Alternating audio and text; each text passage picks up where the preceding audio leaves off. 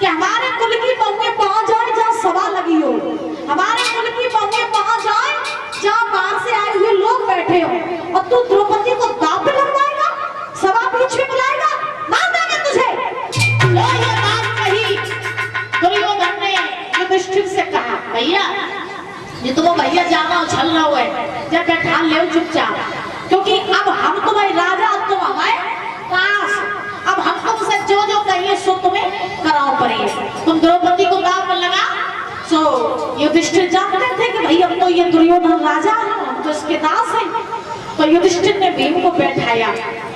दादा ध्यान रखना, युधिष्ठिर ने द्रौपदी को भी दांव में लगाया। और सूत जी महाराज समझा रहे हैं, जब द्रौपदी को दांव में लगाया तो शकुनी के पास में जो अंतिम पास हुआ तो वही पास फेंको, और महाराज द्रौपदी को भी जीत लिया। जैसे ही शकुनी ने द्रौपदी को भी जीता, अब तो दुर्योधन बड़ो खुश है, मन में मुस्कुराए रहो, बोले अब सही समय आ गया कि हम द्रौपदी से अपने अपमान का बदला लेंगे और द्रौपदी को नग्न करके अपनी जंगा पे हम बैठा लेंगे। दुर्योधन ने देरी नहीं की, दुशासन को बुलाया। किसे? दुशासन को। और दुशासन को बुलाए के भाई भैया चले जाओ, चले जाओ। और द्रौपदी के केस पकड़ के और खींच के जो सभा बीच में ले आया। देवी न करो, जवाब दिया। क्या तुम कलम वाले हो गया?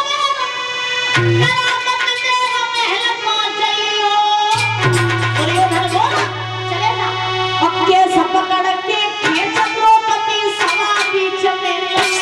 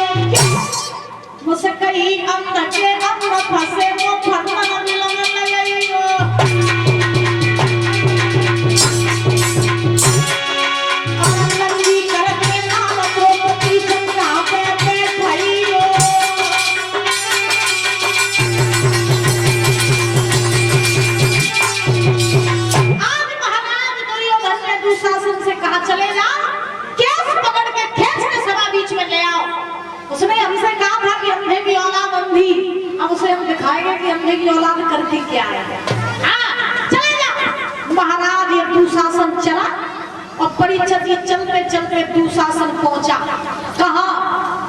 महलों में द्रौपदी के पास। द्रौपदी भानुमति के पास में बैठी हुई थी। जैसे ये दुशासन पहुंचा, द्रौपदी ने दुशासन को देखा, आसन लगा दिया। पूछा, क्यों देवर जी सभा छोड़ के इनका करना है? देवर जी बोले, तुम्हें लेवाना है। क्यों? बोले तुमको सभा बीच में पांडवों ने बुलाया। जो जा बात कही कि पांडवों ने बुलाया। द्रौपदी घबराई, सोचने लगी, बाजी वाह, आज हमारे साथ कुछ न कुछ गलत होने वाला है। बाबा आज हमारे साथ कुछ न कुछ गलत होने वाला है, क्योंकि हमारे कुल खानदान की मर्यादा ही नहीं है, रीति रिवाज ही नहीं है कि हमारे कुल की बहुएं वहां जाए जहाँ ससुर बैठे हो, जहाँ बाहर से आए हुए लोग बैठे हो। हमारे कुल की ये मर्यादा ही नहीं। तो द्रौपदी समझ गई, अच्छा पहले ऐसी रीतियां थी ना, पहले की बहुएं, अब खैर आजकल तो मॉडल जमाना की है तो भैया बताइए का पाइए, पहले रीतियां क्या थी? अम्मा तुम्हें पता है? तुम्हें नहीं पता तो मॉडल जमाना भी है। सुनो, हमने अपनी दादी के मुख से सुना, बुजुर्गों के मुख से सुना कि पहले की रीतियां रिवाजें ऐसी थी कि पहले की बहू कभी ससुर के सामने नहीं जाती। सही है? बड़ा सही।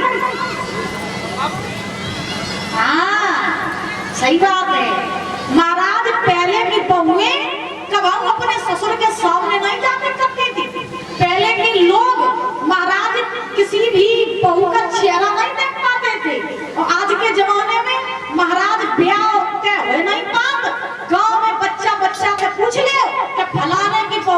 Instagram ID. हाँ, बच्चा बच्चा को पूछ लो, तुरंत बता दिए कि बाकी पर लड़का को शादी पर लड़की के संगे होन जाएगी क्योंकि इंस्टाग्राम आईडी में तो रील बनाते हैं इंस्टाग्राम में। बच्चा बच्चा जानता, आज छोड़ो, आज ऐसी रीतियां आ गई महाराज कि घर में समझ में ही नहीं आता है कि कौन ससुर है और कौन बहू है। आजकल ससुर और बहू है, लड़का और बाप अगर आपस में बात कर रहे हैं तो लड़का नहीं बोल पाए अपने बाप से, ताकत पहले बहू भीतर तक निकल के आई और कहा ये डोकर बुढ़ापे में तो बुद्धि खराब हुई, चुप रहोगा तो नहीं। बहू का ये बहू, और पहले की बहू कभी अपने ससुर के सामने नहीं जाती थी। पहले सही बताए ना तो रिश्तों में मर्यादा थी, रिश्तों में पवित्रता थी, बड़े बूढ़ों का मान सम्मान होता था। आजकल रिश्ते में न पवित्रता रही और न मान सम्मान रहा। पता पहले का देवर, बहुत बड़ी बात नहीं कह रही, एक बात मेरी हमेशा याद रखना, गौर से सुनना, ध्यान को भटकाओ नहीं, ध्यान से सुनो। पहले का देवर अपनी भाभी को अपनी माँ मानता था। पहले का देवर अपनी भाभी की आंख से आंख मिला के नहीं देखता था, माँ समान आदर करता था। और आज का देवर अपनी भाभी को अपनी पत्नी बनाना चाहता है, अपनी पत्नी बनाना चाहता है। याद रखो, पहले बहन भाई का रिश्ता बड़ा पवित्र माना जाता था और आज के जमाने में महाराज लोगों ने भाई बहन के रिश्ते को भी दूषित बना दिया है, दूषित बना दिया, क्योंकि कोई रिश्ते में मर्यादा पवित्रता ही नहीं रही। पहले के बड़े बूढ़े महाराज बड़े मान सम्मान के साथ अपनी जिंदगी जिया करते थे। आज के बड़े बूढ़े महाराज समधी समधन को लेकर बात जाते हैं, हाँ दमाद सास को लेकर बात जाते ये चल रहा है आज के जमाने में। प्रेम से बोलो राधे राधे, आप जोर से बोलो। अब बताओ मर्यादा पवित्रता बचेगी कहाँ जब सासें दमाद के संगे जाए रही, समधन समधी के संगे बाज रही, माना कहाँ से आगे बढ़ी ना भाई। तो रिश्तों में मर्यादा पवित्रता नहीं रही है। जब सीता जी का हरण हुआ और सीता जी को रावण लेके गया तो सीता जी ने सोचा कि रावण लेके जा रहा है मुझे, अब मेरे राम लक्ष्मण हमें कैसे जानेंगे कि हम कहाँ गए, हम किस रास्ते से गए। तो सीता जी ने क्या किया, कहीं अपनी हाथ की चूड़ी उतार के फेंक दी, कहीं पायल उतार के फेंक दी, कहीं नाक की बाली उतार के फेंक दी कि सुराग मिलता रहेगा तो हमारे प्रभु राम और भैया लक्ष्मण हमें ढूंढते हुए मंजिल तक आ जाएंगे। राम लक्ष्मण जब सीता जी की खोज में निकले तो सबसे पूछते जा रहे हैं, हे खगमृग हे मधुकर श्रेणी तुम देखी सीता नैने, सब पूछते जा रहे हैं। लक्ष्मण जी सुग्रीव जी के साथ चले, आगे रास्ते में बढ़े तो हाथ की चूड़ी मिली, सुग्रीव ने उठाई, लक्ष्मण को दिखाई, नहीं किसकी है? बोले भैया ये मेरी भाभी की है, भाभी की है। अब लक्ष्मण जी ने कहा भैया इसका मतलब जो कोई भी भाभी को लेके गया उसी रास्ते से लेके गया, चलो आगे बढ़े। महाराज पायल मिली, सुग्रीव ने उठाई, बोले ये किसकी है? लक्ष्मण बोले भाभी की है। आगे बढ़े, नाक की बाली मिली, सुग्रीव ने उठाई, बोले ये किसकी है? लक्ष्मण जी बोले शायद होगी भाभी की, कंफर्म पता नहीं है भाभी की कब और की है। सुग्रीव बोले चूड़ी तुमने पहचान ली, पायल तुमने पहचान ली, बाली पहचानने में कौन सी आफत आएगी? लक्ष्मण जी बोले क्या करें भैया, इतने दिन हो गए भाभी के चेहरा की तरफ हमने कभी देखो ही ना, कब हमने जी भर के देखो ही ना। और सही बात है, पहले का देवर भाभी के सिर्फ पैर तक देखता था, मुख की तरफ कभी नहीं देखता था। पहले का बेटा बाप से कभी आंख से आंख मिला के बात नहीं करता था। और आज का लड़का महाराज सबसे पहले दारू पी के आई है तो सबसे पहले क्लास अपने बाप को ही लगाई है, अपने बाप को ही लगाई है। और धन मारे बापों को ही आज कैसे पौवा पी रहे हैं तो मंगाए रही लड़का थे, महाराज तंबाकू खाए रहे तो मंगाए रही लड़का थे। भाई जब तुम लड़का तो मंगाई हो, खुद सोचो ना, खुद सोचो, तुम तंबाकू खा रहे हो, अपने लड़के को तुमने 10 रुपए दिए और कहा बेटा चले जाओ दुकान से तुम तंबाकू ले आओ, लड़का ले आएगा। लड़के के दिमाग में ये चलेगा कि अगर हमारे पापा तंबाकू खा रहे हैं तो कुछ तो अच्छा होगा ना, तो हम भी खाएंगे, फिर वो भी खाएगा, वो खाएगा तो फिर ऐसे आपकी पीढ़ी बर्बाद हो जाएगी। तो ऐसा कोई काम मत किया करो जिससे कि आपकी आने वाली पीढ़ी को हानि पहुंचे। बात समझ में आ रही है सबको? है तो रिश्तों में मर्यादा पवित्रता होना बहुत जरूरी है। अब खैर आजकल मॉडल जमाना की है तो भाई कहा जाने कुछ जमाना की है, लेकिन पहले जब सुनते थे कि पहले का जमाना ऐसा था तो बड़ा अच्छा लगता था। आजकल तो महाराज बहुएं ससुर को गाली दे रहे हैं, सासुर को गाली दे रहे हैं और ऐसे ऐसे सिस्टम चले और बिगाड़ करते हैं फैशन की दुनिया में। क्यों करी चचला? सही बात, फैशन की दुनिया में। एक कवि कहते हैं कि जब से दुनिया में ये धर्म कांटा चला, जब से दुनिया में ये धर्म कांटा चला, तब से तराजू और कट्टा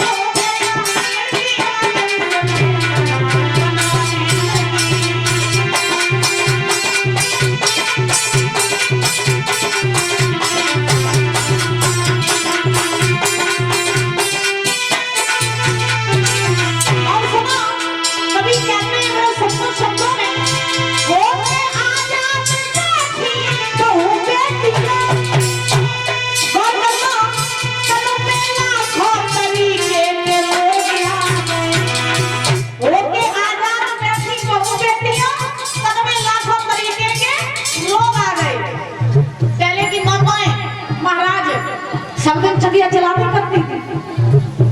अम्मा गाती एकदम सही गाती तो एकदम बढ़िया। हाँ, पहले की मामा सब चकिया चलाती करती थी।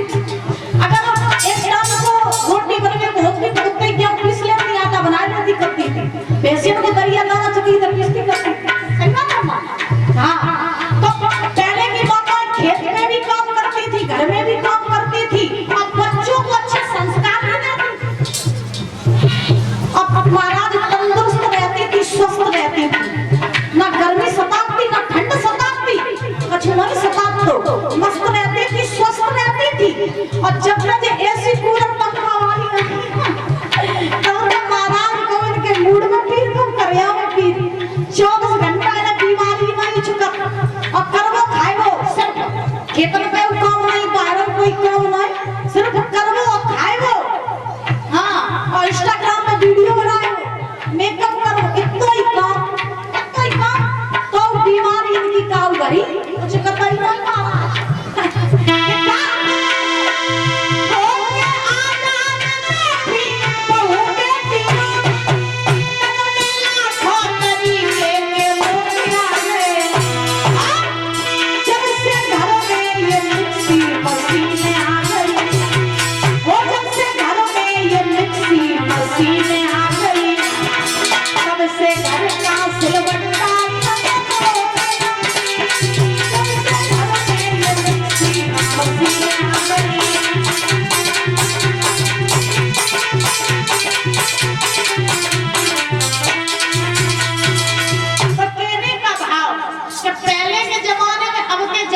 जमीन आसमान का फर्क हो गया है।